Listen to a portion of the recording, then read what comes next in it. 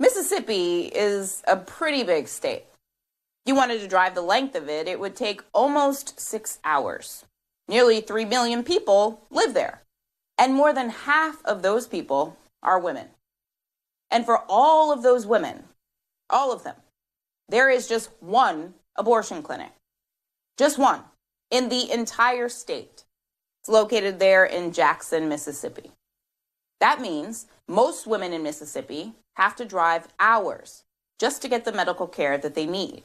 So when Republicans in Mississippi passed and signed a law in 2018 that banned most abortions after 15 weeks, they had a bigger goal in mind than just limiting access to abortion in that state. Because access was and is close to non-existent there. The law was struck down by a federal court because a fetus is not considered viable at 15 weeks. The judge writing in part, the state chose to pass a law it knew was unconstitutional to endorse a decades-long campaign fueled by national interest groups to ask the Supreme Court to overturn Roe v. Wade. That was the goal all along. In the past, the Supreme Court has consistently ruled states cannot restrict abortion before the age of viability. But now we have a new Supreme Court with a new 6-3 conservative majority. And today, that Supreme Court announced that it would take up the Mississippi case. We don't yet know how they'll rule, but we do know that the court's newest member, Justice Amy Coney Barrett, has strong personal feelings about a woman's right to choose. In 2006, you signed an open letter that's published in the South Bend Tribune. On one side, the advertisement describes the legacy of Roe versus Wade as barbaric. On the other side, what you signed, you stated that you oppose abortion on demand, defend the right to life from fertilization to natural death. Senator, the statement that I signed, as you said, simply said, I signed it on the way out of church. It was consistent with the views of my church, and it simply said, we support the right to life from conception to natural death. This latest legal challenge isn't about Mississippi, and it's one abortion clinic. Let's call this what it is, the most successful direct attempt we have ever seen to overturn Roe v. Wade. And starting us off tonight is Vangela Wade. She's the president and CEO of the Mississippi Center for Justice. Vangela, what is your reaction to the Supreme Court announcing that it would take up this case? And what, if anything, can organizations like yours do to push back on this? Hi. Thank you so much for having me, Zerlina, this evening. Certainly, when I first heard the news this morning, we were taken, somewhat by surprise. But we saw this coming based on what we understood the court might undertake, even though it seems like it took them several discussions to reach the decision to take up this case. But yes, we are concerned that that a ruling, particularly based on the makeup of today's court, might further limit a woman's right to choose and autonomy. We are hoping that the court will be consistent with past precedent over the last 50 years, beginning with Roe versus Wade. But of course, in this situation, time is going to tell. Thank goodness that the court's taking up of this case doesn't mean that abortions are now illegal in Mississippi. That the court won't rule until early next year. So, just the taking up of the case has certainly caused concern. But the same rights that women had in Mississippi prior to this morning's notice still exist and will exist until after the court's ruling. And we are hopeful that the court will follow past precedent when it comes to stating that viability does not exist at 15 or 16 weeks.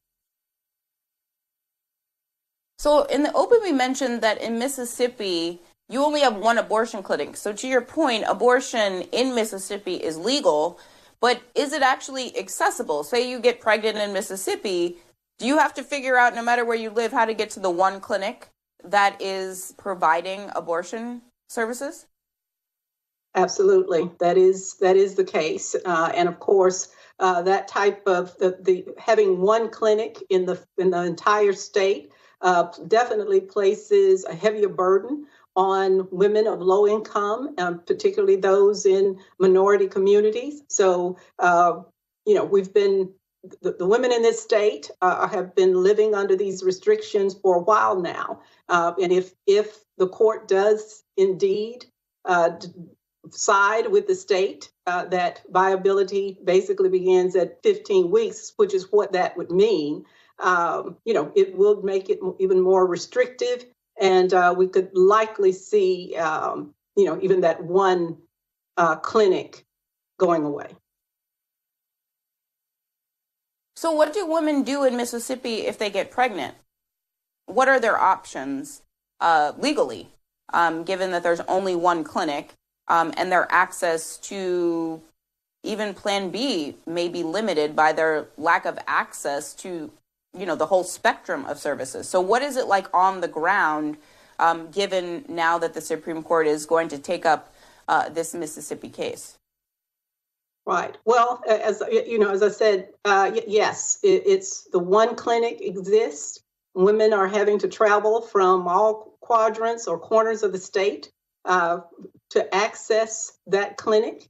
And certainly if the court were to rule in favor of the state, then that would be even further limited. And I dare to say what actions women will have to take in order to be able to exercise their choice. The states all around us, our southern states, are just as restrictive or waiting on this decision, more than likely, to take other actions, further limiting access in the surrounding states. So quite frankly, I can't tell you what women will do. I am just hoping that a negative outcome, were that to happen, and again, we've got several months here before we receive any type of ruling on this. But I am hoping that it will not lead to unsafe conditions for women who feel that they need to choose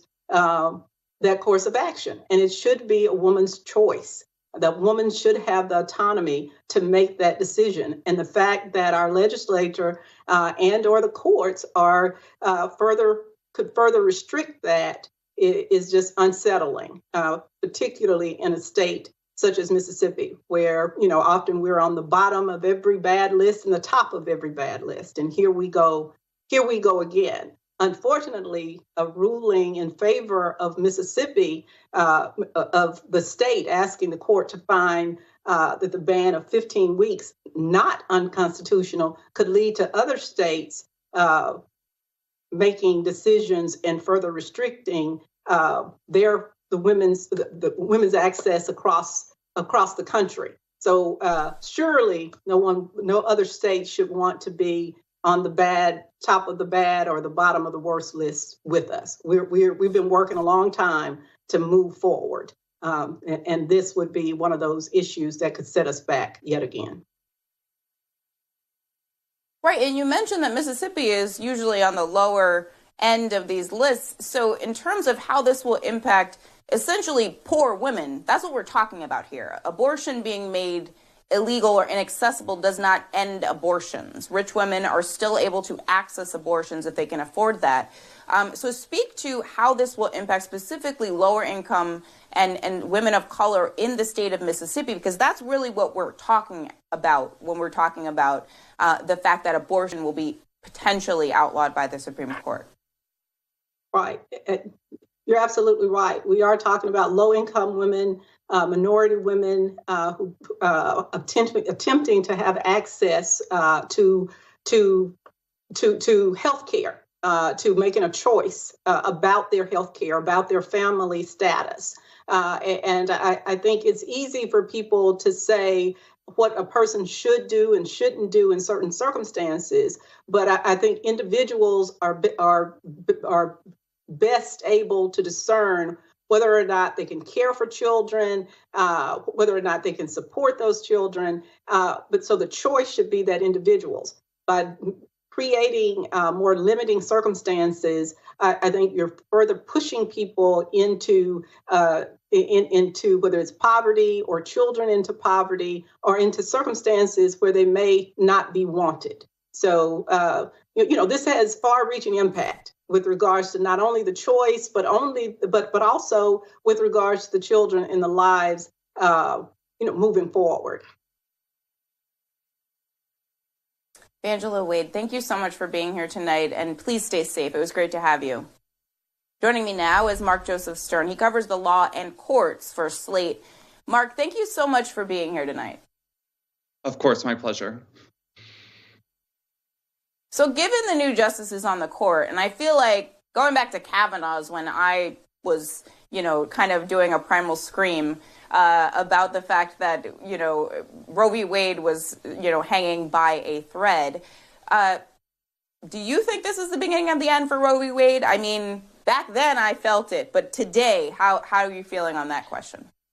Yes, I do think this is the beginning of the end of Roe v. Wade for a couple reasons. First, there's the fact that Brett Kavanaugh has joined the bench and replaced Anthony Kennedy, who was sort of the last pro-choice Republican appointee we'll probably ever have to the Supreme Court. And then, of course, Amy Coney Barrett replaced Ruth Bader Ginsburg, and in doing so, shored up a 6-justice conservative majority. Now, last summer, Chief Justice John Roberts sided with the liberals in striking down an abortion restriction in Louisiana that aimed to shutter abortion clinics, as has happened throughout Mississippi. But Roberts' vote is now kind of irrelevant. There are now 5 very conservative justices who were selected in large part because they are committed to opposing abortion and ending Roe versus Wade. The stars have aligned. The timing is right. And there's a few other factors we can talk about here, but the way the court decided to take up this case, the specific question it's hearing, all of it indicates that there are 5 justices behind the scenes who are ready and eager to end the constitutional right to abortion. What do you mean by the way in which they took up the case? For those who haven't been to law school, and even though I went, I'm not sure I remember exactly all the nuance. So to explain what you mean by the circumstances under which the Supreme Court decided to take up this specific case and why the set of facts in this case demonstrates to court observers like you that this is the vehicle through which the movement is trying to overturn Roe versus Wade. Right. So first of all, this law was passed and designed as a vehicle to overturn Roe. Mississippi knew, and its lawyers knew, that this law was unconstitutional. They didn't even seek oral arguments in the lower courts because they just wanted to get to the Supreme Court quickly, thinking their chances had risen there, and indeed they had. And when Mississippi brought this case to the Supreme Court, the state actually gave the justices a few options. So there were a number of questions that the justices could take up, and some of them were more moderate. They were sort of compromise questions that would have given the court an opportunity to erode or roll back the abortion rights without overturning it altogether or really fundamentally calling it into question, sort of tinkering around the edges. And the Supreme Court rejected those options. The Supreme Court explicitly said, no, we're not going to take up these questions about exactly which standard should be used, about the state's compelling interests here, about third-party standing for clinics. We're going to go to the heart of this case, and we are only going to decide whether a state can ban pre-viability abortions, which translated is whether Roe v. Wade is good law or not. And that is a very aggressive move that suggests, again, that 5 justices are ready here to go for broke. Oh, that was a concerning explanation. So what are the options here? The conservatives obviously have the majority on the court, and I think a lot of people, they were used to talking about a swing vote on the court. That's not a thing anymore, guys. It's a 6-3 majority, so the sixth vote is basically gravy. There's 5 conservative, very conservative justices, to your point, and so essentially what we're looking at here is a very conservative court. But the Democrats control the Congress. So is there anything they can do on the federal level in terms of legislation, I don't know, to codify the right to abortion for American women so that the court, they can decide what they want, but the Congress has actually written and passed a law? So that is an attractive idea for Democrats and pro-choice advocates. It's something that Kamala Harris proposed on the campaign trail, but there's a fundamental problem with it. What you're describing here is essentially creating a kind of federal review of abortion laws. So, Mississippi tries to pass some law banning abortion. Congress can step in and say, no, we're not going to allow this law to take effect. Another state tries to shut down abortion clinics. Congress can step in and say, actually, we're going to block that. But that's exactly what the Supreme Court did with the Voting Rights Act. And that's exactly what that's exactly what Congress did with the Voting Rights Act. And it's exactly what the Supreme Court said was illegal, unconstitutional. Congress tried to prevent states from enacting these voting restrictions. And the Supreme Court stepped in and said, actually, we're not going to let you entrench on state sovereignty this way. So Congress is really limited here. It does not have the option of preventing states from passing anti-abortion laws. The most it can do is try to scare the Supreme Court not to overturn Roe, perhaps with the threat of court reform or court expansion.